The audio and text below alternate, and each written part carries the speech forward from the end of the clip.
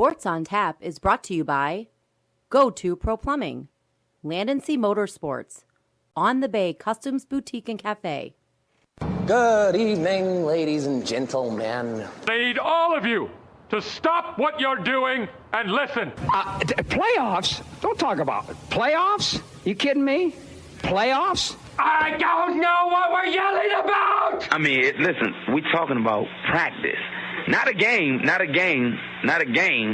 We talking about practice. Loud noises! Not a game. This is the first time in my life I'm glad I'm different. We talking about practice, man. How many assholes we got on this ship anyhow? 65. 63. Knew it, I'm surrounded by assholes. Kick the tires and light the fires, Big Daddy. We are tonight's entertainment. We're here to fuck shit up. Sports the way it should be. Nothing sugar-coated, with loaded with all the information you wanted. From legends to prospects, nothing's off limits. Chris and Joe be taking on all topics with no stopping. They keep it rolling and going and ball hopping at a rate that's hard stopping. With music and straw dropping, they getting it in. Sports Center competition, man, they in it to win. This ain't a fluke, from Carolina to Duke, from MSU to Michigan. You'll know if you listening and you ain't, you missing it. All the excitement, they shock like a thundercloud and rock with lightning. Get it together, you know ain't nobody better. Bring heat than cold weather. You better put on a sweater, you better just let it go and all come and attack. Sit back, relax, let's tell them it's on tap. We'll do it live. Fuck it. If we take a fucking tight end, I quit. You can't let that shit happen. You can't. Welcome to this week's edition of Sports on Tap. I am Chris Scott, alongside Frank Giagata and Joe Waddell. Gentlemen, how are we? We're doing wonderfully. Good, man. Good. How are you? Good. Good. Okay. Doing good. It's good. Things are good. Going good. Everything's good. Yes, they are. It's a hell of a way to lead off the show, just being idiots. I know, right? I know.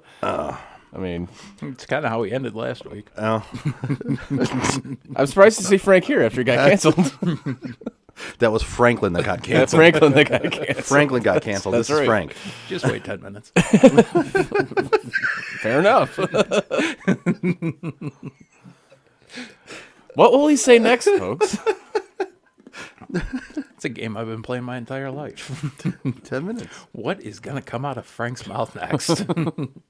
I'm surprised it took this long of putting a microphone in front of my face for me to say something stupid, though. I don't think it did, though. I just don't think we caught it. That's very like we did last week. Yes, that's true. Want to do the bets real quick? Get them out of the way? Yeah. You know what? Why not? Let's get into it. If you've had plumbing problems, you're definitely not alone. The next time you have an issue, there's only one place to call. Go To Pro Plumbing. They're a local family-owned company with 15 years of experience. Based in Centerline, they serve the Metro Detroit area, keeping your pipes clean and flowing with fair prices and happy customers. They're open 7 days a week for all your plumbing needs. The knowledgeable and experienced staff will keep you informed of their progress every step of the way to make your experience as smooth as possible. Call Go To Pro Plumbing today at 586-250-2881. That's 586-250-2881. Go To Pro Plumbing. When your pipes won't flow, call the pro. It's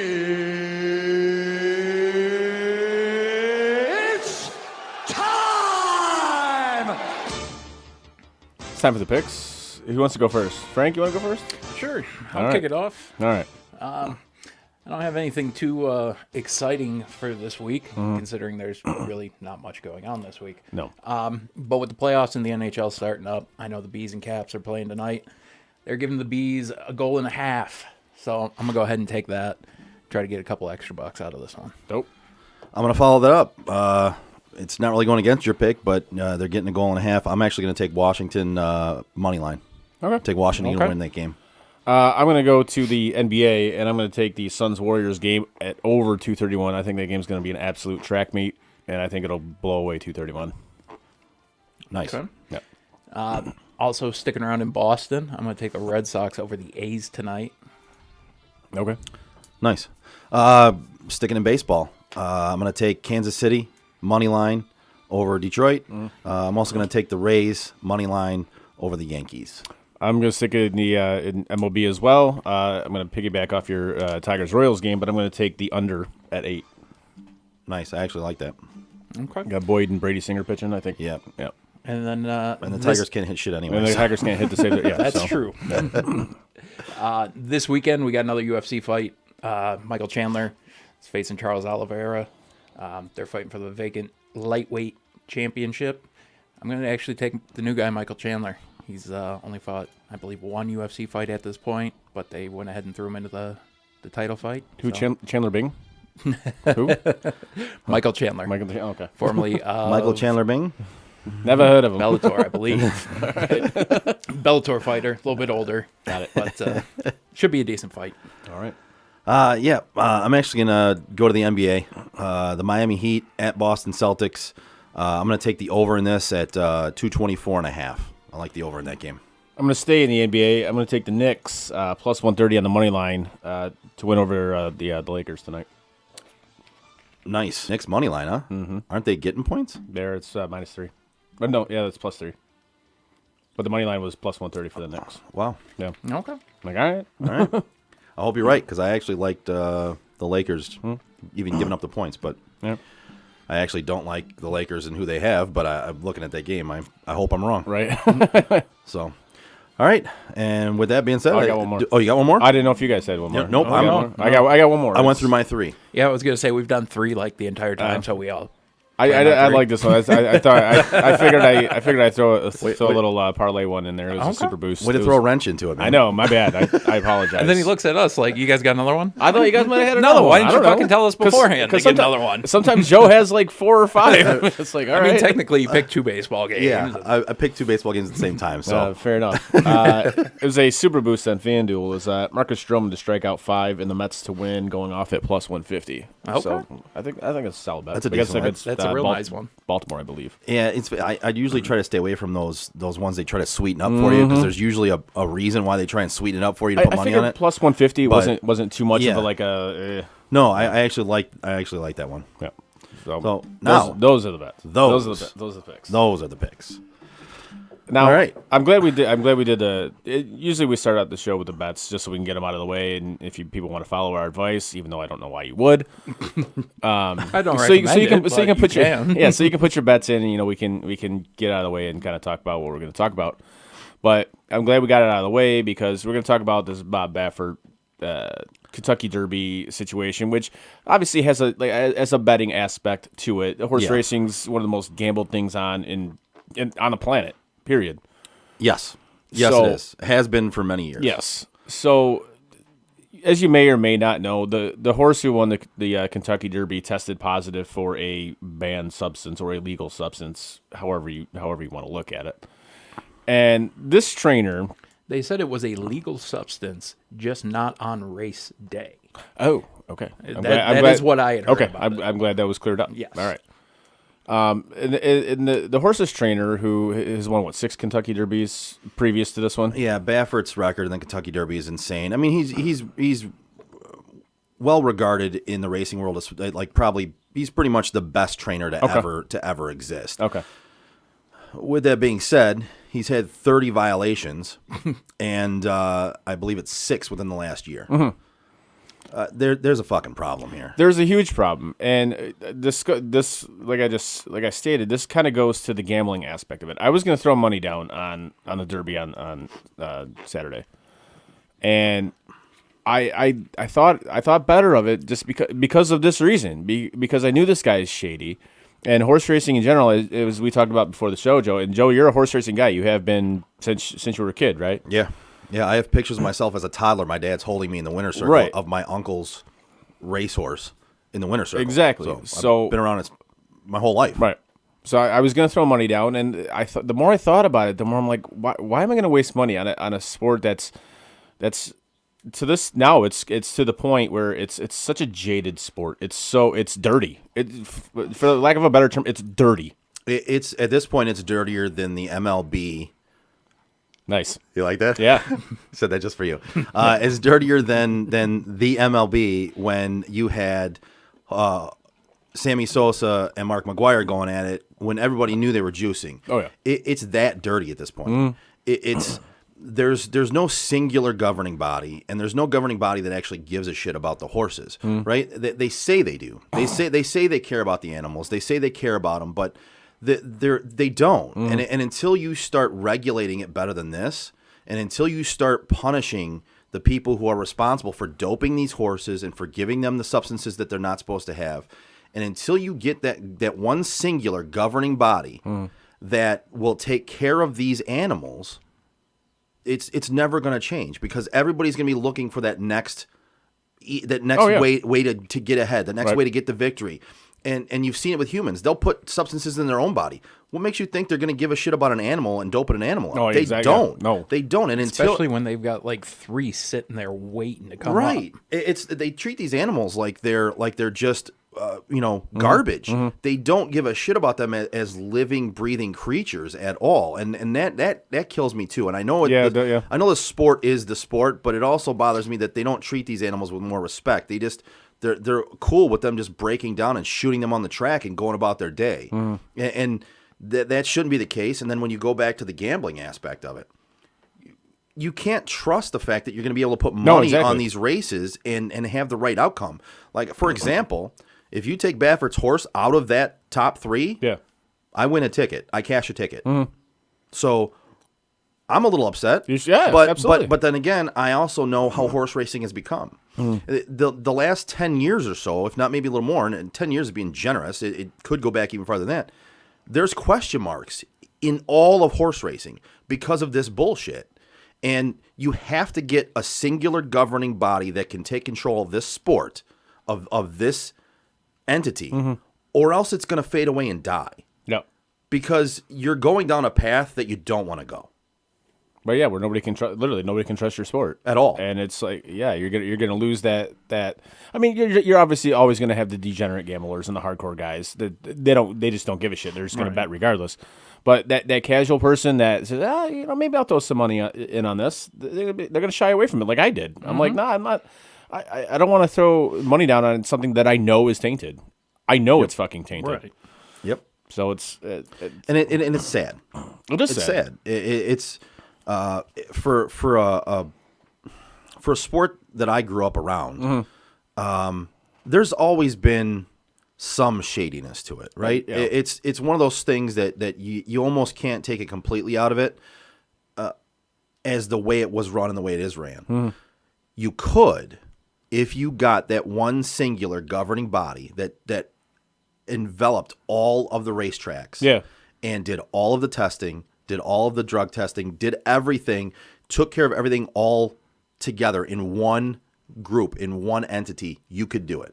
Okay. But until you get that, you're gonna have all these problems because, like Baffert, one of the governing bodies of what was this? I'm trying to think of the horse that he had a couple years ago. Justified, I believe. Justified won the Kentucky Derby. The qualifying race before that, it's Baffert's horse. Apparently, that horse tested positive at the race before that, the qualifying race for the Kentucky Derby. Yeah. The announcement didn't come out about that doping or that violation until after the Kentucky Derby. How does that happen? From everything I've read, the governing body, the person in charge of that governing body that did that test is like friends with Bob Baffert and owns horses with him. Weird how that works. So again, all these things go together. That can't happen. You can't. You have to have a one singular governing body that doesn't own horses, that doesn't booze and schmooze with all the trainers and all the owners and everything. Yeah. One governing body that takes care of everything. Okay. And I'm not talking about like the NCAA governing body because that's just as fucking corrupt. Yeah, right. I'm talking about a governing body. Or a politician. Right. Yeah. But until that happens, it's horse racing is going to run going to run itself out of existence. Right. It's pun definitely intended. Right. And that's a sad thing, there's a lot of sad things about horse racing in general, but well, and you and I have been to the horse track. We together. have. I love going there. It was great. I love going to. I love going to see live races, and going to the racetrack is a fun thing for me. Oh, absolutely. I'm kind of mad they got rid of the one around us. I enjoyed going there. It's a good time. you just can't trust the sport at this point. Excellent people watching too. Oh God, yeah. Oh God, yeah. You see some crazy shit at the fucking horse track, man. That's what's so great about going to a racetrack for horse racing is one of those, and even dog racing too. When I went to Florida, you see every level of society. Oh yeah, 100%. You see the richest of the rich and the poorest of the poor, and everything fucking in between. You see every fucking level of society and every aspect of human nature. 1,000% in one singular place. It's amazing. You can just sit there and you're right. It's great people watching. You just never know what you're going to get. Speaking of, you never know what you're going to get. You never know what you're going to get. I mean, we kind of know what we're going to get with this, but Tim Tebow. Yeah, we're going to get into Tim Tebow. This has been one of the most polarizing signings I've seen in quite a few years. And it's such a non-issue. Like, it's such a non-bullshit issue. Right. But you either love this or you hate it, and I don't understand that. I just don't understand. Like, I understand it, but I still think it's incredibly fucking stupid. Well, I agree with you, but for me, I've seen I question signings all the time in the NFL. Yeah. Where I go, wow, why is that guy getting another shot? Yeah. Like we talked about before the show, Frank, and you're a Jaguars fan, and you were spot on with this. You said it's literally, this is basically for marketing, period. Yeah. That's all this is. Like, everything the Jags have done to this point in the offseason is to do nothing but put cameras in the stadium. It's not even to put fans in the stadium. Right. It's to put cameras in the stadium. And that's all it is. And Shad Khan needs to earn that extra money because the soccer team just got fucking relegated, which absolutely should be a thing in sports in the States. But that's another topic for another day. That'll never happen. Which will never happen. I was going to say the Jaguars would be a peewee team at this point. Right. But so the argument is, as to why people hate it, is that Tebow got a job and Colin Kaepernick hasn't gotten one. And like we talked about before the show, I don't think you can exactly. It's kind of like apples and oranges here. It is. That's my argument to this: is Kaepernick and Tim Tebow. You can't relate them on this singular topic, on this one topic right here. You can't relate them because Tim Tebow was signed to play tight end. Now he didn't get signed to be a backup quarterback. Right. Now, if he got signed to be a backup quarterback, then maybe you have an issue. With it, right? There's definitely beef. Yeah. So in that case, because I agree that I personally think Kaepernick should be a backup in the league. I never thought he was good enough to start at any point, but he should be a backup. But in this occasion, like, it just doesn't make sense to make that leap because he's signed to be a tight end, not a quarterback. Now, it doesn't make. Does Colin Kaepernick want to come back and be a wide receiver? In that case, maybe he can get signed by someone. It's people who have tried to make that argument now for 5 years, 6 years, at least, yeah, that are just trying to hold on to that same argument, right? Because now it's valid, but at the same time, they're too stupid to realize that it's really not valid. It's really not valid. And like they're almost continuing that narrative in the hopes that the person they're arguing with isn't smart enough to tell them exactly what you just said. Right. Well, and we've even made that argument on this show. We've made the argument together, all three of us, that Kaepernick should be in the league. He should, absolutely. Yeah, absolutely. He should have a position in the league. He got blackballed from the league. Yeah. Flat out, he did. But there's no. So you're not gonna. None of us on this at this table are gonna argue that he shouldn't be in the league. Right. But in this instance, the argument doesn't hold weight. But he kneeled for the flag. Fucking stop with that fucking tired ass argument too. Right, but no matter what, in this argument, it doesn't hold weight. No, it doesn't at all. It doesn't. Tim Tebow was signed. It's plain and simple. Tim Tebow was signed by his old college quarterback, or by his old college coach. Sorry, yes, his old college coach, where he played quarterback at Florida, to play tight end. Mm-hmm. And I guarantee the contract isn't that big. He's still not even guaranteed to make the team. But again, it's a signing. It's basically, like I said before the show, he's like a Make-A-Wish kid, right? Yeah. Which is a perfect analogy. It really is. Like he got washed out of the NFL as being a quarterback, yeah. And he's like, I want to go play baseball. They're like, okay, Timmy, here you go. Here's a bat. Go play baseball. Then he gets done playing baseball, and he's not really that great at baseball. And he says, now I want to go play tight end in the NFL. I want to go see if I can do that. And they're like, here you go, Timmy. Go play tight end in the NFL. Like, it's just. Wasn't last year supposed to be the year that Tebow was like actually supposed to be good at baseball. Yeah. Yeah. And he bet what 136, I think it was. Yeah. Now, see, the only beef I could see people having with this is there's some guy that should be in that spot right now that Tebow is going to Yeah, take there's to some try to make this team. 22-year-old kid who's not going to get to live out his dream because Tim Tebow just took a tight Right. end spot. And somebody posted that, well, if you're that guy and you can't beat out a dude who hasn't been in the league in 10 years, then maybe you shouldn't be in the league to begin with. I'm like, yeah, but that guy's not going to get the opportunities that Tim Tebow's going to No, get. he's not. He's not even remotely. Especially with Urban being the coach. Especially with Urban being the coach and the owner being the owner who's just trying to make fucking a shitload of money off of this. In alternate universe, things play out differently. You know who else is probably on that team right now? Aaron Hernandez. Alternate universe, he doesn't murder everybody. Like, Right, that yeah. whole thing doesn't go on. Yeah. Well, that's Guarantee he gives him a shot too. Well, in that case, Tim Tebow might be good at tight end because he had a killer teaching him how to play. I mean, just a killer at the position. You know what I mean?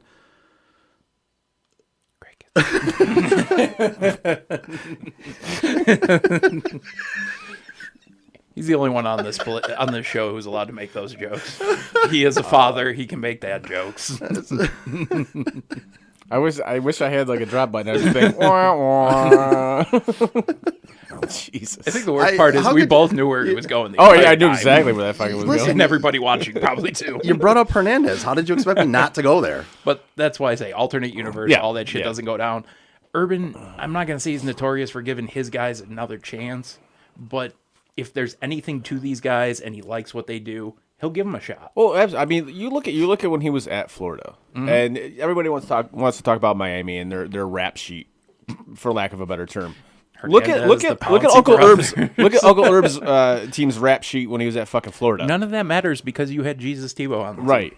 I mean, the rap sheet at Florida when he was there is fucking a mile long. You had the brothers running drugs up and down the Fucking coast. Christ. You had Hernandez doing what he ended up doing. Exactly. God knows what he did fucking, before. That's just. But you're right. But that's what Urban will do. He'll give guys like that, like second and third chances. That's just what he does. As long as he knows you can play, you will get chances for the rest of your life. Absolutely. Well, and the argument that you brought up, where somebody said, he's taking somebody's spot. In a way, yes, and in a way, no. So if he just makes the team based off of he's Tim Tebow, Which he may. he may. That's kind of what I'm getting at. So in It's that, going to be hard to cut the guy who's going to be fucking top 10 in the league in 2 weeks in jersey sales and cut him from your team, especially when the Jaguar hasn't been on that list since Jalen Ramsey got traded. The only thing is, my argument to this is coaches are there to win games, right? So will the owner make the decision and say, we're keeping Tim Tebow because he's going to sell jerseys? Possibly. That could happen. I agree. But when it comes down to it, they have many more guys at training camp and on the roster than what they're going to have on final day. Oh, obviously. So Yeah. so these kids that are supposedly aren't getting a shot are still going to get a shot. They're still going to be in training camps. They're still going to be there. Right.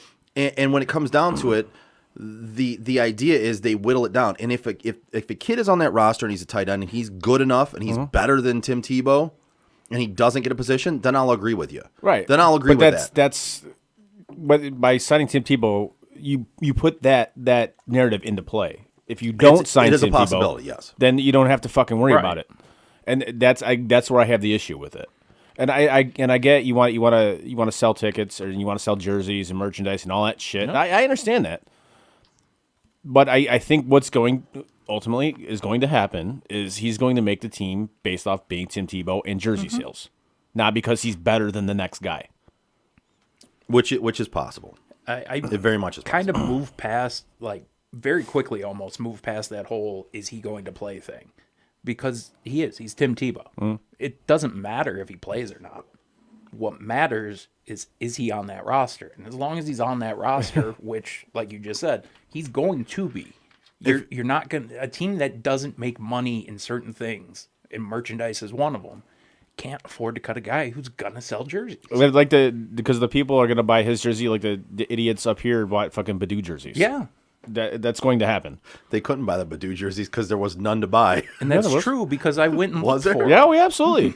Like after that first week, I did. I went and looked for a Badoo jersey. And you couldn't find one, right? Yeah. I saw them on MLB.com. Really? You could get a custom one made. That's what I'm saying. That's what I'm saying. You could go through and do the pick your player and pay the that's what I mean. $200 or whatever it was. But yeah, no, they did not have like a Miguel Cabrera and whatever his first name is, Badu jersey. Akil. Yeah. Akil. I wasn't about to try to pronounce it. And you know, fucktards went out and fucking bought that, bought a customized fucking jersey, a Badu jersey. Yeah, just the same people that bought the Quentin Berry jerseys. Yes, good Quentin Berry. Yes, solid. Alexis Same- Sanchez. Or Alex Sanchez. What the fuck is name was? Yeah, was it Alex Sanchez? Yeah. Alex, yeah. Same people that went out and bought the Chris Shelton jerseys. Yeah, Brendan Bosch, all that shit. during his first I first hated Bosch month. so much. Why? I always thought Bosch was so overrated. And Well- the way it played out, like, yes, obviously what I thought was validated, but Yes. at the same time, there were so many people at that point who had such a hard-on for that kid. Speaking of overrated, we I'm talked glad about- you didn't say speaking of the other thing you just said. Speaking of hard-on, No. That's totally where I thought you were going with that one. No. It's like, wow, you really rewrote that commercial, didn't you? Joe seems to have a case of the giggles today. He does. You really, Apparently. I just thought you made a major rewrite on that commercial. I was like, wow, how did that figure in? No, but speaking of overrated, like we talked about before the show, this Russell Westbrook thing about him becoming the all-time leader in triple doubles. Now, I think it's incredibly overrated that he is now the leader in triple doubles. In a league that plays no defense, yes, Yeah. offensive stats are just inflated at this point. You look at like you just said how the game is played now compared to even 10 years ago, compared to even 5 years ago. Yeah. It's I like all these offensive numbers and like what Steph Curry's doing in Golden State. Granted, they're great players. I'm not taking that away from them, but They're great for their era. yes, And it's they're basically playing street ball. You know, when you remember playing basketball with your friends on the street, right? It's positionless basketball. There was no defense. Right. When you played with your friends in a parking lot or in your driveway or whatever, went to the local park, you didn't play defense. There was no defense played. Everybody was just dribbling up and down the court, fast break, shooting. That's what the NBA is now. Yep. There's no defense. None. Nope. It doesn't exist. no, and like I said, it's positionless basketball now. Like Yes. you know, when we were growing up watching the game, you had legitimate centers, you had legitimate point guards, you had legitimate. Yeah, your centers now are 6'4", and they're basically power forwards. Exactly. It's so now it just so when people it's so incredible what so and so's doing. Is it though? Is it really? Like I'm not going to take it away from them because it's still an impressive stat to have. Uh-huh. But when you look at the big picture, kind of what you guys are doing, breaking it down, saying there's no defense, there's no positioning, there's no any of this stuff, like the achievement itself isn't really that great. No, exactly. It's a great Yeah. achievement. Yeah, but the achievement isn't that great. Right. Right. I agree with that. And that's the offensive stats are so overblown at this point. I mean, you hit the word right, Frank. They're inflated. They're completely inflated.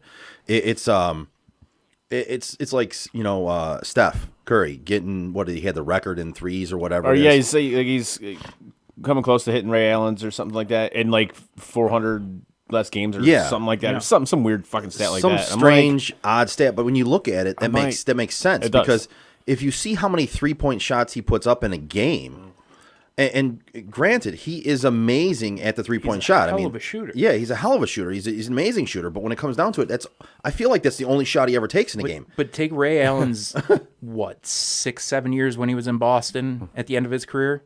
Yeah, And he had to play against guys like Ben Wallace how many times a year?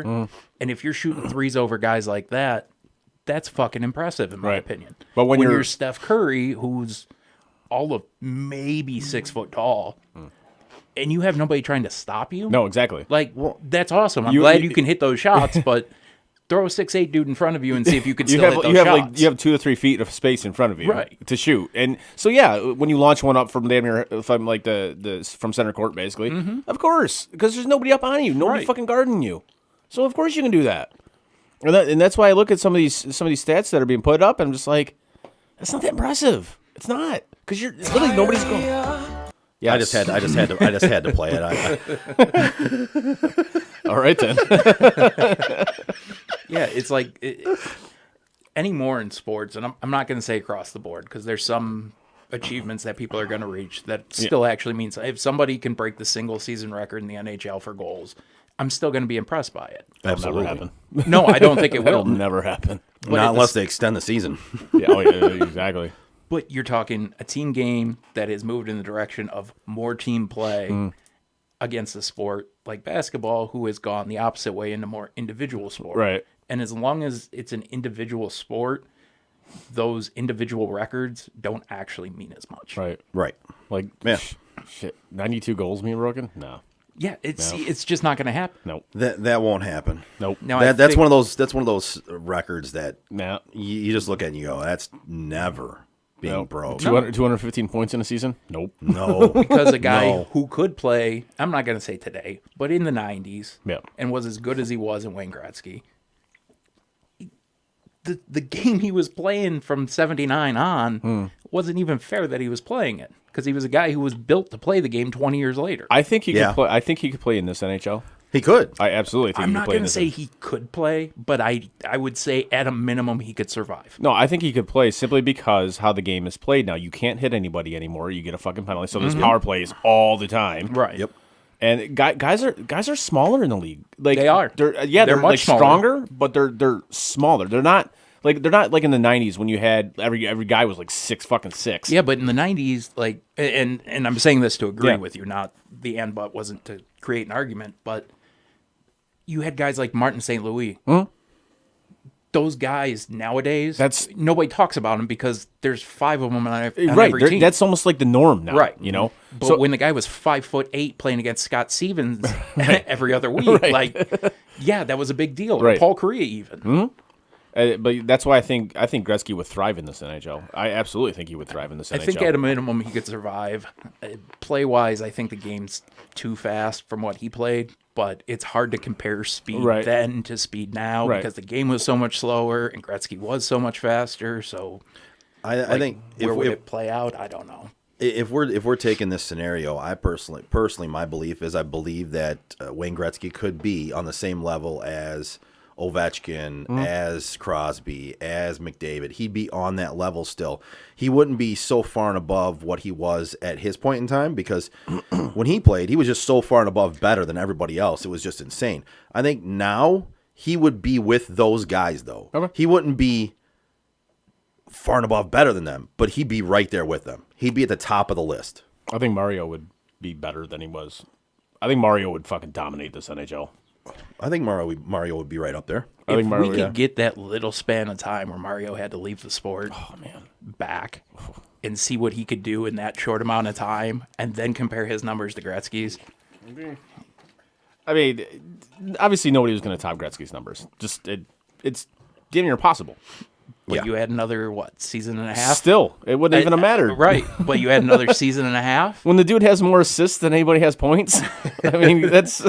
and he's known as a goal scorer. Right, exactly. But I think Lemieux in this, and I think he'd be even better than Gretzky in this NHL. Just because he's that pure of a goal scorer. It would be intriguing to watch. It would be. I'd like to see it. I absolutely It'd be would love fun. to see it. I mean, sadly we can't. We can. Only way we can see it is on video games. Well, and we do have the potential that Wayne Gretzky could be coming to TNT. I saw that. I'm not a huge fan of He that. turned down the money from ESPN. ESPN offered him like $5 million a year or something, and he shot it down. I'm not a huge fan of that. I don't. What is he gonna do? Is he gonna be like an analyst? Like I don't. I think there's always room for the game's greats to be on television when Yeah. it comes to the game because it's going to help spread that game out, especially on Yeah. a channel like TNT. But do I think it's going to actually improve what we're going to watch? Probably not. I don't. I don't think there's anything he can bring. Exactly. Like That's coaching wise. Yeah. A good analyst, in my opinion, would be a good coach. Right. And we've seen that he's not a good coach. He's not a good coach. Yeah, I don't see it, what he besides his name. I don't see what he would add to a broadcast. Like I think don't see it's it. just going to draw the attention. It's, That's it. it's his name. Literally, It's his name. That's all it is. And then I think he'll be on there, and then people will realize, oh, he's not very good at this. And all right, because I don't think he would be. That's just my personal opinion, but maybe even I'll be wrong. In the media, and stuff, like you don't hear him really give a lot of interviews and stuff. No. Like, he just doesn't have an interesting take on a lot of things. He doesn't, and that's kind of why I'm like, besides the name, I don't. Other than the name, I don't get it. like why you would do it. But whatever. If it helps bring eyeballs to the TV to watch hockey, cool. And that's what it will help Yeah, do. I'm cool with that. I'm down. If that Yeah, works. it'll be a name to draw people in a little bit. Yep. So Well, Gretzky said. Well, Gretzky said. right. They want him to be the quote unquote Charles Barkley of that panel, which I Are don't you see being a no? possibility. That's not him. That's not what he does. That's terrible. I mean, if That's you're gonna do that, bring fucking Sean Avery on the Right? fucking panel. You know? God, yes. Please do that. Give us the games on HBO Max. Put Avery on commentary. Yeah. Just call it a fucking day. I mean, Be the Charles Barkley of oh my lord. yeah. Yeah, that's I was reading, and that's what they want Wow. him to do on TNT. Yeah, that's not Or him. You got to TBS, find. You got to whatever it is. find somebody other than. Hell, bring on one of the Spittin' Chicklets guys on there to fucking Put like Biz on Bissonette there or yeah, in a put Biz on fucking there. heartbeat. Like I hear Biz doing Coyotes games. He's actually really good. Yeah, because he knows the sport. Yeah. He's got an interesting point of view on a lot of Yeah. things, and he's funny. Huh? He has a personality, does. which sports is terrified of personalities. Obviously, Yeah. Rod Manfred. Here's just a little small story that I put out there that I want to put out there on hockey. The Little Caesars hockey under 16 girls won the national championship. They had a record of 62-1 I and saw 2. that. I came across No that and I'm like, shit. I have to mention that because that's just insane. Who beat him? 62-1 and 2. I didn't go as far as to see who beat them, but that is an insane record, That and is crazy. congratulations to them because Yeah, that's just seriously. insane. That's incredibly impressive. National championship and a 62-1 and 2 record. Like, think about that. That's fucking nuts. That's a lot of wins. That's a lot of games for 16-year-olds. That's Jesus. disgusting. That's very impressive. Yeah. I can't even. I'm looking it up right now to find out. to see who beat him. Yeah. I'm actually curious I to see wanna who know. fucking beat him. Yeah, I I'm curious to see who tied him. yeah, I was reading across that and that just stood out to me and I went, wow, that's insane. That's impressive. And yeah. All right. So if we're gonna, I know you're looking that up, Frank, Yeah. but when you get it, just chime in. But I think one thing I want to move on to here, just for real quick, we don't have to get too far into it, is the Jeff Okuda comments. Yeah. And he basically threw some shade at the old regime, at Maddie Patty and Quinn Tricia. So I'm going to read you what he said here. This is Jeff Okuda. Just sitting down with them within the first couple meetings, I was picking up so much. Things that I thought to myself, like, it would have just been nice to have these tools in my toolbox going into my rookie year. I'm still grateful to have them going into the second year, and I think that it's only been 2 or 3 months, and we have still all this work to do. It just has me excited how much more there is to learn and how much better there is to get leading up to the season. Okay. And that's his exact comments. And basically, it's without him throwing shade, he's throwing shade. Oh, yeah, absolutely. He's saying the coaches that he had in his rookie year fucking sucked. And which he's obviously not wrong about which, that. which we all kind of agree on at this Yeah. point. You know who else sucked in his rookie year? He did. Yeah, he did. That's true. Like, That's true. I'm all for you throwing shade at a coach, especially if you think a coach could have done a better job. But when you have not done shit, shut the fuck up. That's my opinion. Yeah, we talked I'm about surprised that's your opinion. I am on too, this. to be honest with I you. am surprised. Okay, I'm glad I'm not the only one. I am Yeah. surprised that that's your thought on But this one. like we talked about before the show with this story, yeah, obviously the coaches sucked and they apparently didn't give you the tools to succeed, and that sucks. It's just like having a boss that like Sets you up you for up for failure. Yeah, absolutely. But you can also take it upon yourself to find those tools. Like train, as Singletary said in the 30 for 30, train your eyes. You know, figure out what you can do better. You don't have to have a coach to tell you what you can do better, what you feel you should be looking for, right, to try to get better. So I don't get me wrong, I get throwing shade at this the last coaching staff because they were fucking horrendous. I get it, but to basically put all the blame on this fucking on them, no, dude, that doesn't work for me. Yeah, it's a two-way street, man. It's you didn't play well. No, you didn't in your first year, and there was some of us who didn't think you were worthy of the number 3 overall pick. Anyway, me, ding ding ding. And we were in the majority in football minds. Mhm. Actually, locally, everyone was. You know, that's the way it works with local Detroit teams, and Yeah. especially with the Lions. As soon as a player gets picked, oh, he's the greatest player since sliced bread. He's Right. going to bring so much to the team. Oh, it's going to change the team so much. That was the right pick.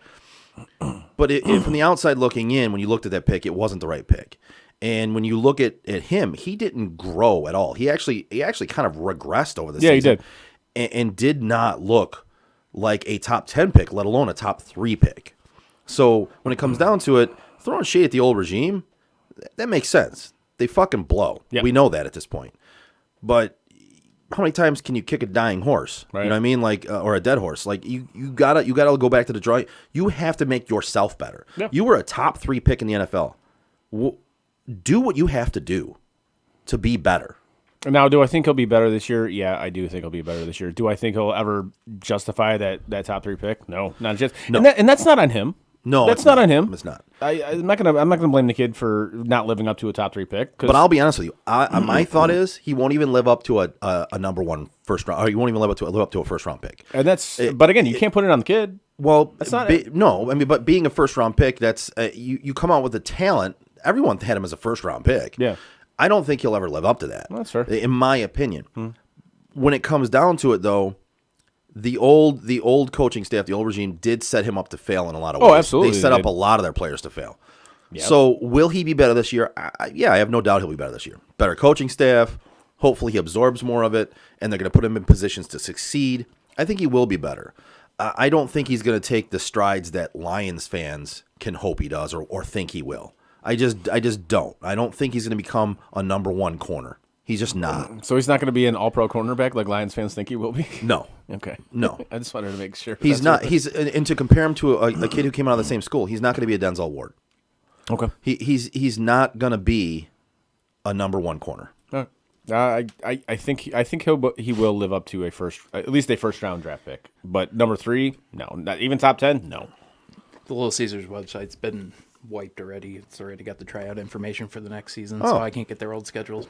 Real assholes. Yeah, that's pretty funny. But I was looking at their ranking, even going into nationals. It looked like they were only ranked 3rd going in. Really? Yeah. Wow. So to have that, what's that? Who was above It them? just Oh, said okay. it just had them number 3. It's still impressive. Regardless. I wish I could find out more. Right. Gonna look tonight. So if we find anything, I'll definitely post it to the Sports on Tap page. Sweet. So, do you have anything you want to add to the Okuda stuff? Shut the fuck up. Because I know you were. Because I know you were. Okay. That's it. Like, Shut the fuck up. seriously, like, ultimately, where you get drafted to me doesn't matter. Yeah. Like, yeah, was he a number 3 pick? Yeah. Was it a stupid pick? At this point, yeah, we've seen that it is. There doesn't need to be speculation. His rookie season, he didn't do shit. No. Now he's changing his number, and he's still not going to do shit. So I don't care what he has to say. I care about what he does on the field. I think that's fair. It's how I look at this entire new regime. Stop talking, just fucking play.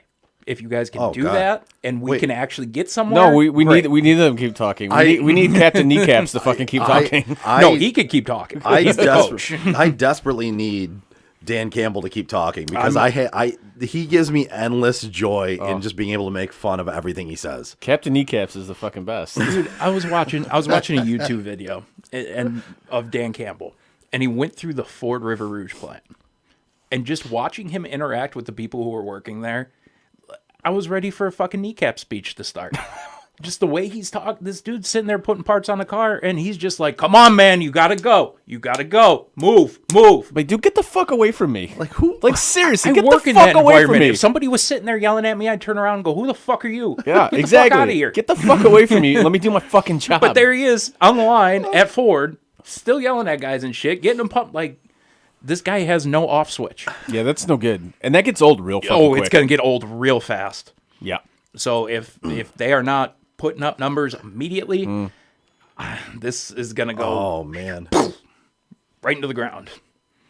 Yeah, that's. Well, I think we're gonna love it. I think I think that's where you and I had it going. In the first place, we did.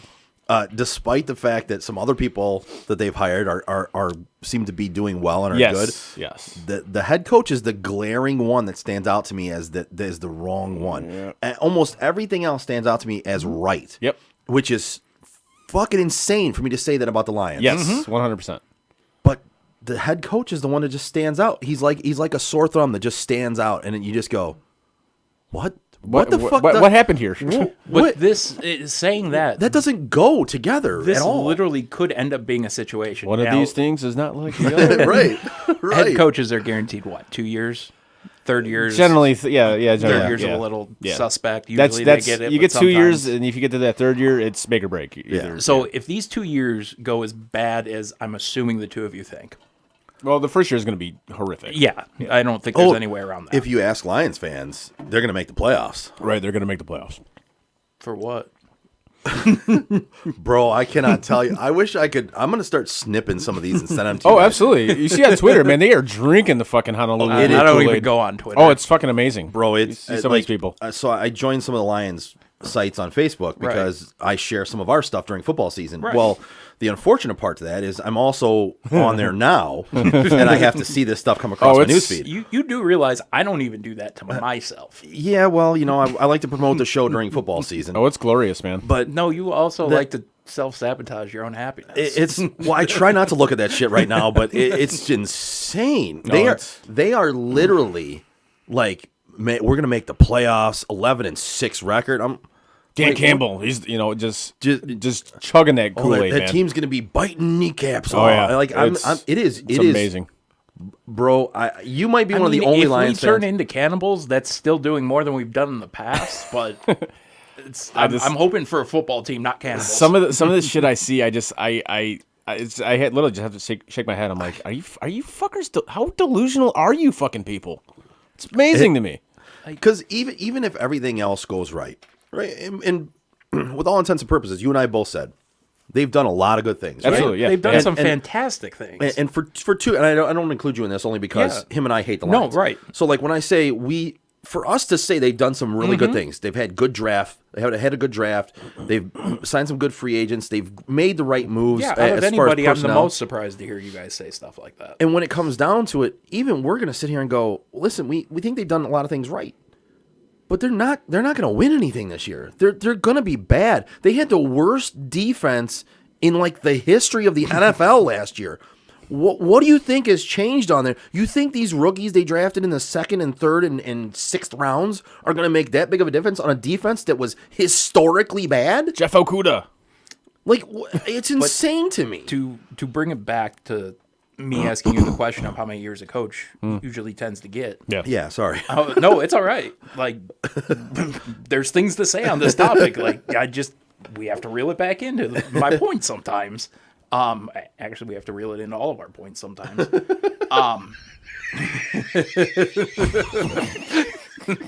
See? The fucking giggles. I just can't.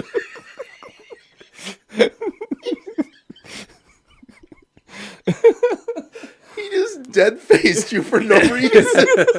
He was just I'm just used to him dead doing that, face, though. just dead face. I don't know how you keep a straight face when you look over at him like that. Because when we were in the round at the, did you just fucking hit your head on your microphone? It's got a kink in my neck. That fucking hurt. I just look over and see him go, ding. Okay. Anyways, back on topic.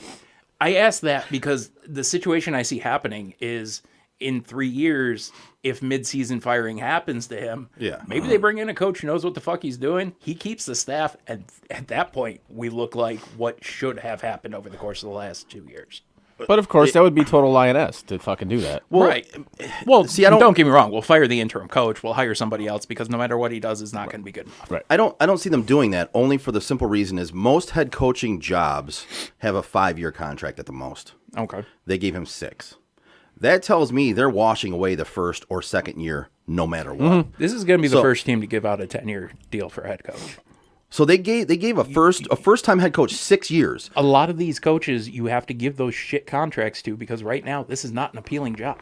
Well, you're and- offering them more years just to offer them more money to take a job that nobody wants. Well, and that also goes to show you that they think they're going to be bad for the first 2 years. Like they think they're going to be really bad, which they for the first year they're definitely going to be bad. Let's see how it plays out. But the first year they're going to be bad.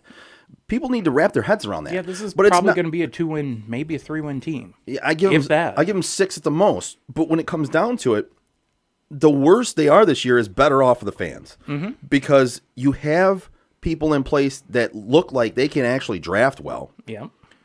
So in that case, the higher pick you get, the better off you're going to be in the future. So let them lose this year. Don't be hoping for the playoffs. Don't let yourself down. Realize they're going to fucking suck.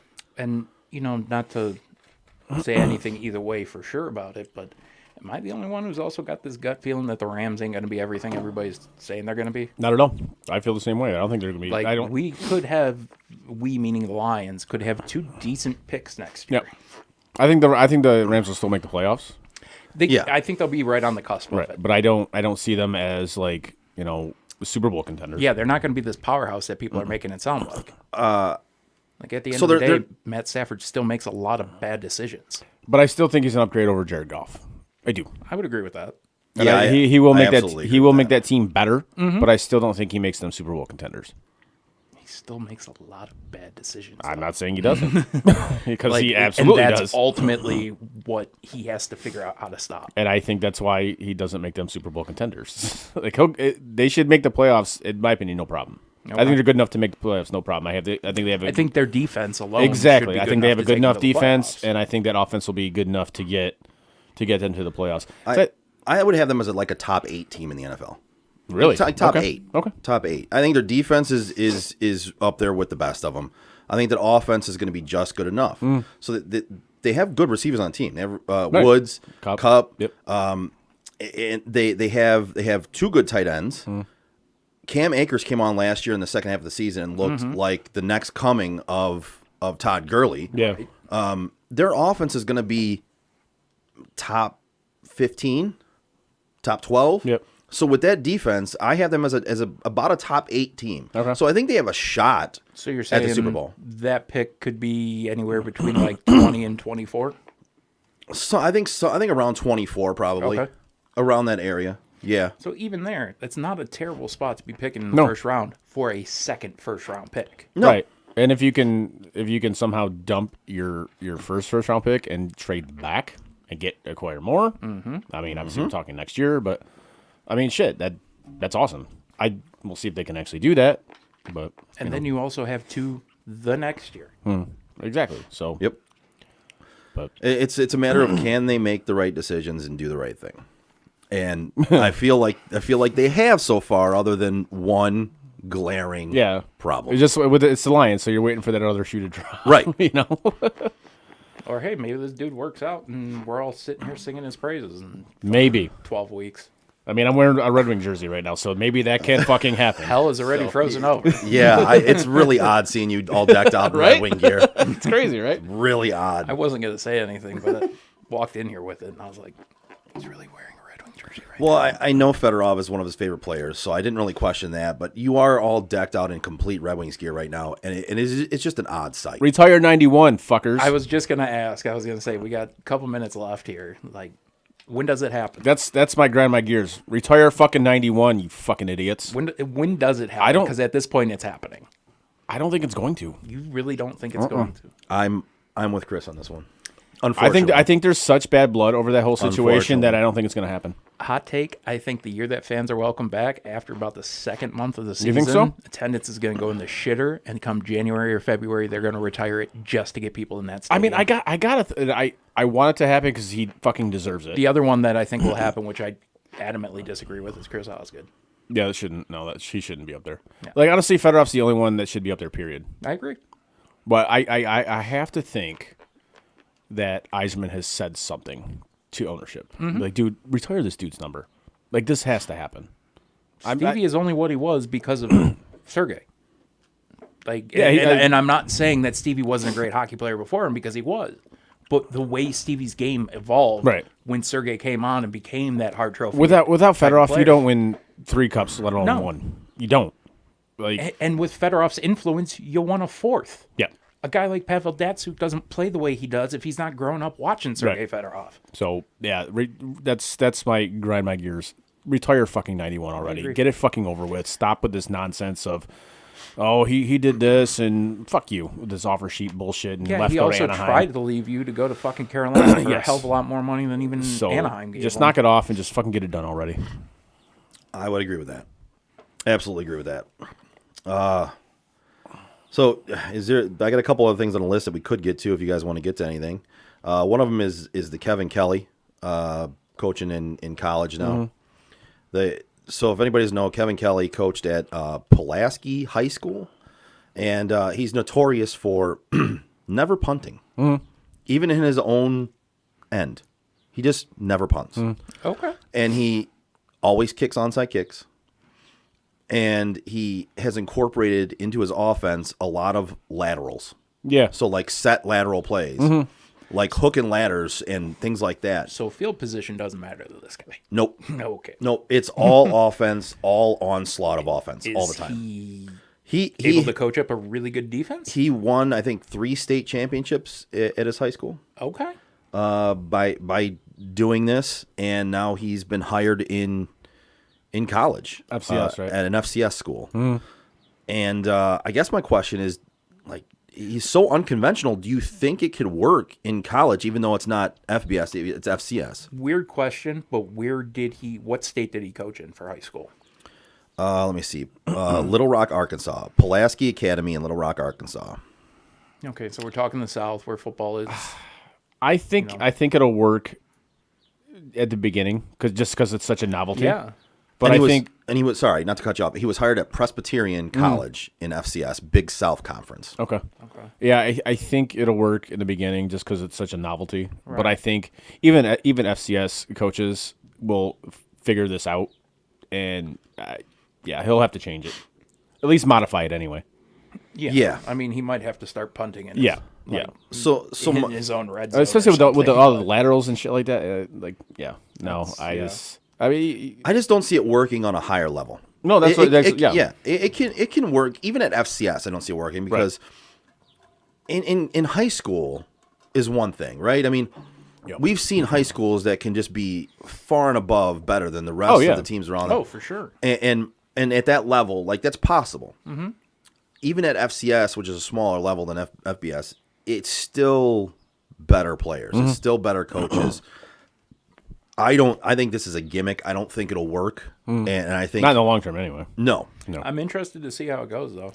I really am too. I'm gonna actually tune in and try to look in some things on here and see how they do. This is actually going to get me to pay attention to that type of football, which is the type of football normally I wouldn't even give a shit about. See, and that's what Presbyterian wants at this point is they just want some recognition. They want some knowledge. They want people tuning into them. They want the clout. You know what I mean? I'd rather watch that than fucking Notre Dame play any day of the week.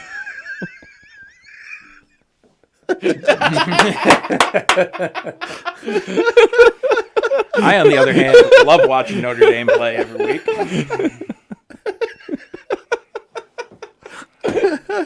Go after your own school. They're dumpster fire. Okay, I'd rather watch that than watch fucking Michigan play. So there you go. There. Now we can all agree on I'll be the first one. I never really watched Notre Dame play unless they're playing Michigan.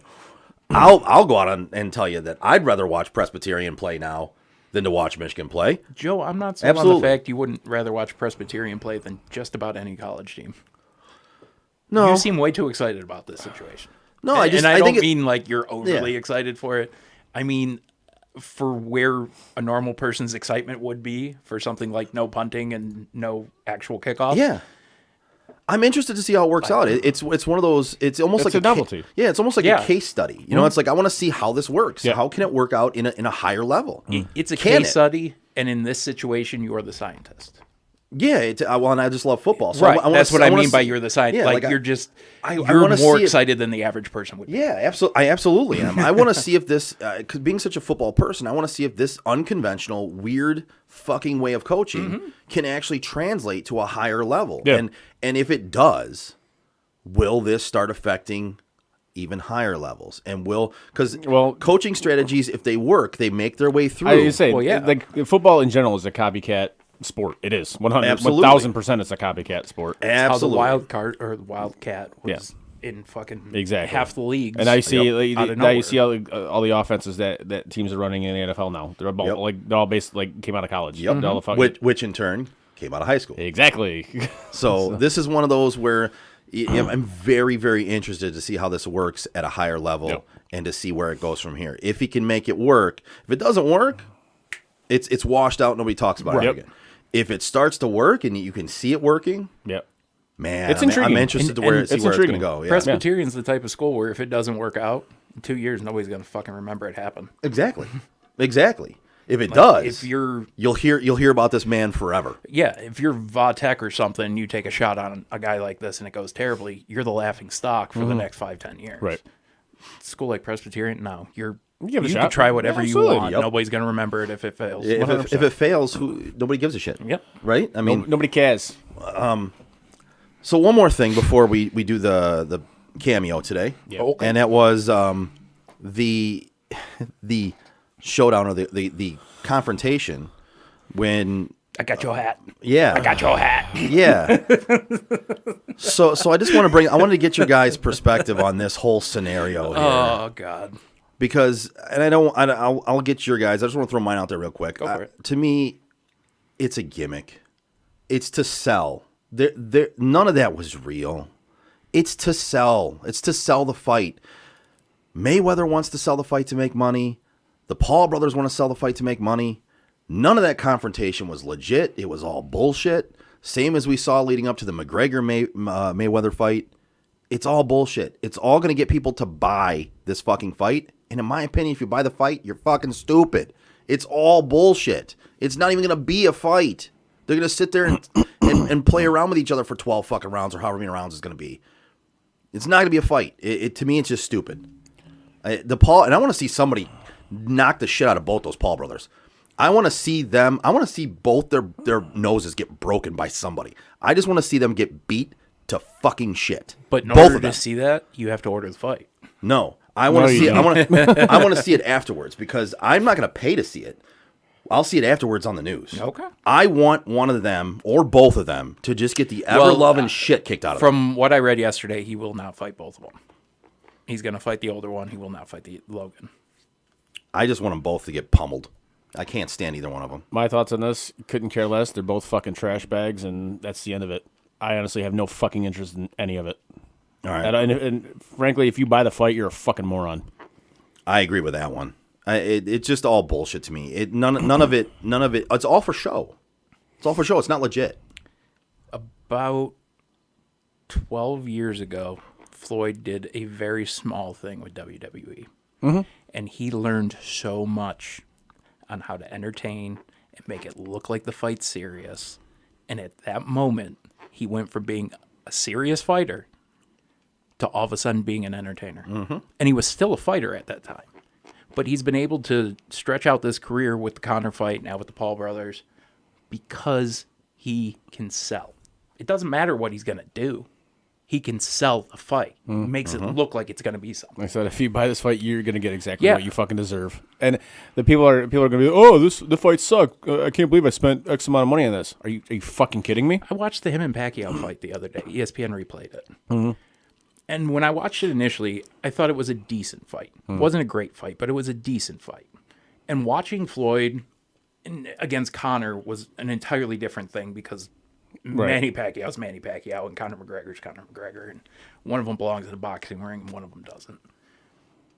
But with Manny, he'd throw a jab and run. Throw another jab and run. That's all he did at the end of his career. That's why he's fighting for these money fights now. People will pay to see him do this, just like they paid to see him fight Manny, knowing that they're not going to get shit out of it. But in 20 years, they're going to be able to say, oh, I watched that fight. Congratulations. Like it's going to fucking matter. Who gives a shit? Fights like this aren't going to matter. Conor, that'll probably go down in history because it was one of the first big money fights with a crossover athlete. But a former Disney star, I don't think anybody gives a fuck about him. I only give a fuck because I want to see him get his ass kicked. I would love to see him get his ass kicked. I want somebody to beat the shit out of him. I wanted Ben Askren to beat the shit out of him. Honestly, I wish they could knock each other out and fucking call it a day. Fucking never hear from either of them again. This is the one and only time I want to see Mayweather actually knock somebody out because I really didn't like him in his career. I wasn't a fan of his. I'm actually going to root for him to knock him out. I'm not going to watch the fight. I'm just hoping that I see it on the news later that he knocked him the fuck out. I was watching that confrontation, though, and I couldn't help but laugh because these are two grown men, and one of them is running around a stadium going, I got your hat. Yeah. I got your nose. I got your nose. And it wasn't even Like- I got your hat. It was got your hat. Yeah. Got your hat. Got your like. And then he turns around and he tattoos it on his leg. Well, I was like, dude, you Like, these are- like, I understand what you do and you do everything you do for attention, but at some point you're going to be begging for attention and somebody's going to pull out like a fucking 9 on you or something. Like you're going to fuck with the wrong guy at some point. I don't want to say I want to see anybody die. No. No, I'm saying But- if you're going to keep fucking No, I with know. these dudes to No, I that know. level, and I'm speaking in the situation Right. that this is somehow real, Right. like somebody's going to kill your ass. I agree. And I'm not going to say I want to see anybody Right. die. I definitely want to see those two brothers get what's coming to them, and I want somebody Yeah. to kick the shit out of them. I really do. Anyway, on to this week's cameo. This week's cameo is Terry Bradshaw. Oh, Jesus. And yeah, so I mean, Terry Bradshaw is just kind of entertaining anyway, so I figured this might be entertaining. I haven't seen it yet. I just uploaded it, and here we go. Well. Bob, how you doing, buddy? I don't know why I'm wasting my time talking to you. You're not even a fan of mine. You never talk about me. Wonder what that's all about. Bobby Big Spill. You must be a sloppy dude. Stains all over your shirt. No one told me how old you are, but I'm just guessing from this. You're what, 96?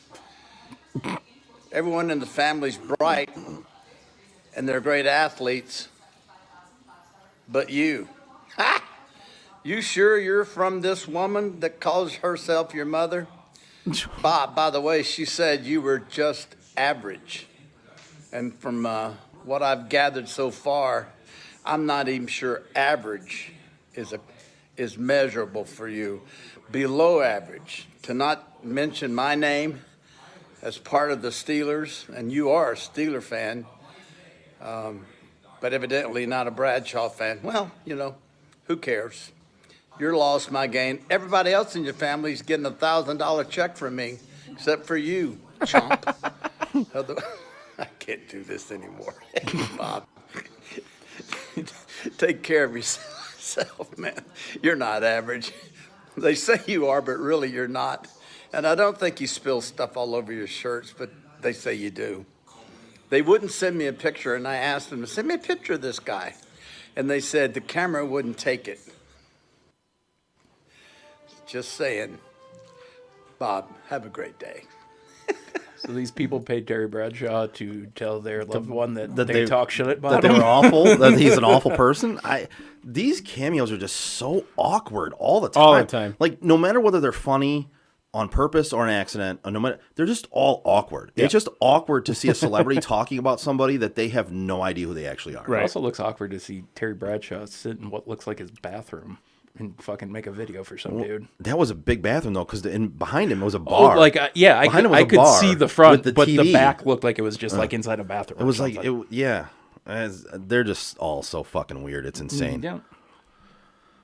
All right. I don't even know what to say to that one. Yeah. It's just kind of like, okay, this is, yeah, all right. Yeah, very weird. Anyway, anything else you guys want to add before we get out of here? No, other than thank you for listening, watching, supporting us. We appreciate it. What he said. All right. With that being said, it's going to bring us to the end of the show for this week. Follow us on social media. I'm not going to name them all off. You know them all. Follow us on them all. Check us out at sotdet.com. Again, that's sotdet.com. We appreciate each and every one of you for listening and or watching. On behalf of Chris and Frank, I'm Joe. We are Sports on Tap Detroit. See you next Tuesday. And that is it for us today. No, God, please, no. Bye. Have a great time. No, God. Bye, guys. No. Bye, buddy. No. Goodbye. No. Goodbye. No. It's never goodbye.